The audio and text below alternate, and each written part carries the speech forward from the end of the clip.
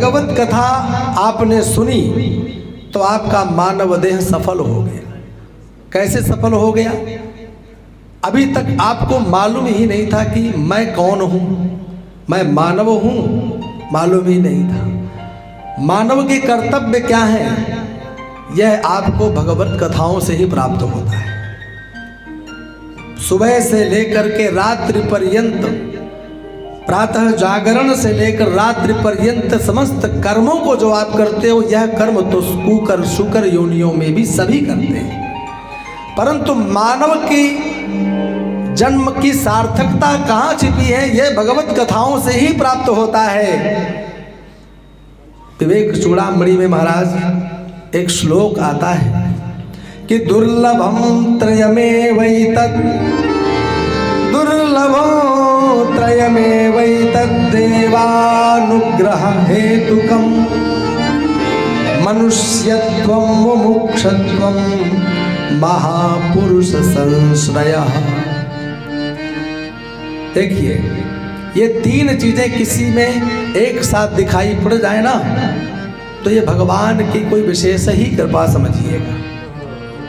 एक तो वह मानव हो, अपने आप को समझे मैं मानव हूं, मानवता की पहचान रखने वाला हूं, और जब मानवता की वह पहचान रख रहा होगा तो अवश्य ही वह मोक्ष क्या है यह भी जानता हूं।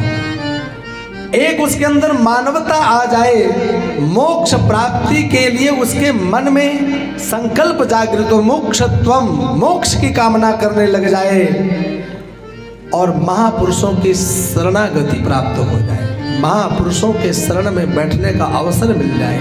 ये तीन बड़े मुश्किलों से किसी एक व्यक्ति में प्राप्त होता है।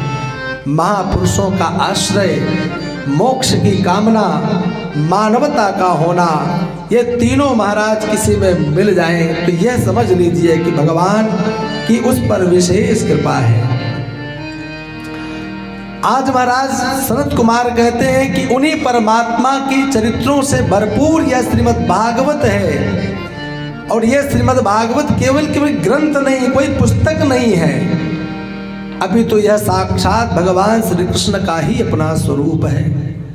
भगवान श्री कृष्ण का स्वरूप कैसे है? बोले, जब भगवान धराधाम से 125 वर्ष आयु परिपूर्ण करके अपने लोक को जा रहे थे, तब उस समय इस मृत्युलोक के समस्त भक्तों के कल्याण के लिए भगवान ने अपना एक स्वरूप श्रीमद् भागवत रूपी अर्णव समुद्र में स्थापित किया है। स्वकीयं यद भवेत् तेजस् तच्च भागवते दधा, तिरोधाय प्रविष्टोऽयं श्रीमद्भागवतार्णवम्।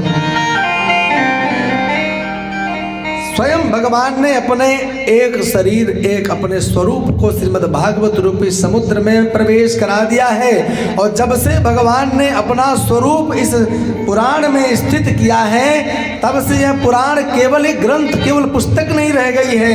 तेने यम वाङ्मयी मूर्ति, जैसे भगवान का वाङ्मय विग्रह श्री राधा रानी, जैसे भगवान श्री राम के वाङ्मय विग्रह मां जानकी है, महाराज वैसे ही भगवान श्री कृष्ण के वाङ्मय विग्रह यह स्वयं श्रीमद् भागवत।